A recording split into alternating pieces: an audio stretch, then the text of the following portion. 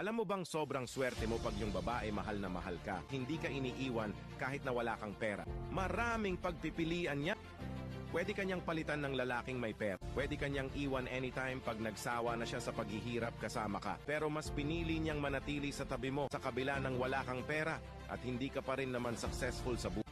Sobrang blessed kapag nakatagpo ka ng babaeng sasamahan ka sa hirap at ginhawa. Kaya ang swerte mong lalaki pag yung babaeng napangasawa mo ay nagtitiyaga at natitiis sa'yo kahit na ganyan ka. Sa hirap man o ginhawa, kasama mo siya sa lahat. At kung darating man yung araw na successful ka na, huwag mo sanang kalimutan na may nag-iisang babae na naniwala sa'yo mula sa simula hanggang dulo. Ang mga babae naman kasi matiisin yan sa buhay hanggang mahal ka niyan kakapit at kakapit yan kahit sobrang na siyang nasasaktan para lang sa lalaking kanyang pinakamamahal. Pero kapag naramdaman na talaga niya na siya na lang yung lumalaban, tandaan mo kahit gaano ka pa niyan kamahal, bibitaw yan.